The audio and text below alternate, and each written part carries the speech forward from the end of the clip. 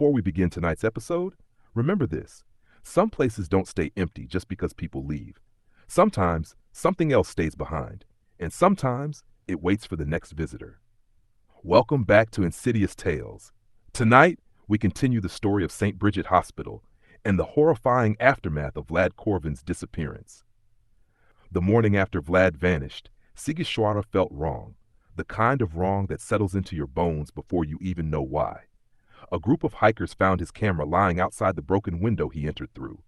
The lens was shattered. The battery was still warm. Not a single person could explain that.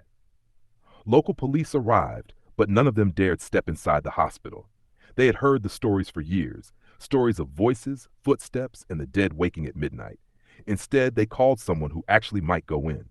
Mara Ionescu, Vlad's closest partner in exploration, a documentary filmmaker who wasn't easily shaken, and the last person who refused to believe Vlad was gone. She arrived just before sunset, holding his damaged camera in her hands. The dying light reflected off its cracked screen like a wounded eye. "This isn't like you, Vlad," she whispered. "You don't run. You don't leave your gear." She stepped toward the shattered window, exactly where Vlad entered, exactly where his footprints still lingered in the dust. And she climbed inside. Before we go further into Mara's search, if you're enjoying this series on Insidious Tales, make sure you like this video and subscribe so you never miss an update. This story only gets darker from here. Now, back to St. Bridget Hospital.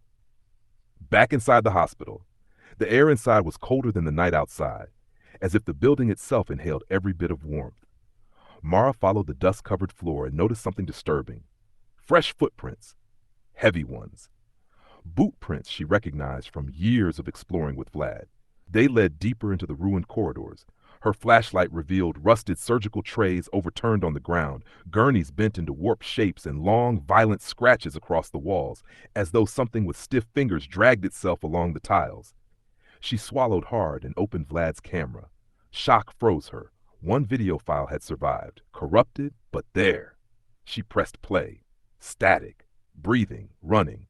Vlad's voice trembled through the speaker. "They're moving. God, they're moving."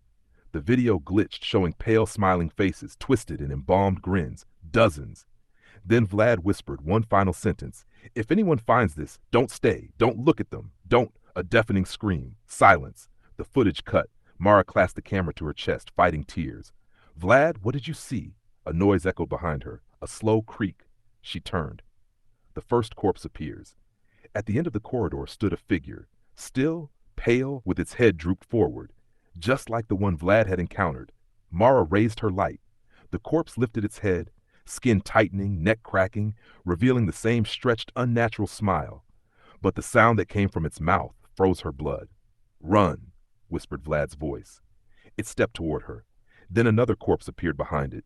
Then another, shuffling out from side rooms, from shadows, from the morgue hall. 20. Maybe more, all wearing the same cold, lifeless smile. Mara backed away, her heart hammering. But the corpses didn't rush at first. They tilted their heads simultaneously, as if listening to someone else. Then, from deeper inside the hospital, echoing through the corridors, "Mara, help me!" Vlad's voice, desperate, broken. She gasped, "Vlad?" But the corpses suddenly moved, an explosive, jerking surge, charging toward her with unnatural speed, hands outstretched, smiles widening as if tearing their faces apart. Mara ran. The sound of dozens of stiff bodies slamming against the tiles thundered behind her. She sprinted through the darkness, down collapsing hallways, toward the scream calling her name.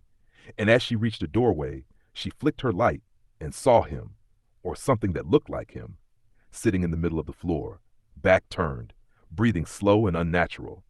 "Vlad?" she whispered. The figure didn't move. Then, with a cracked, splitting sound, its head rotated all the way around without the body turning, facing her with a broken, lifeless grin. And then the door behind her slammed shut. If you want part 3 of this terrifying saga, hit like, subscribe, and tell me in the comments. Do you think Vlad is still alive? Or is the hospital using his voice? Share this episode of Insidious Tales with someone who loves a good scare, and I'll see you in the next nightmare.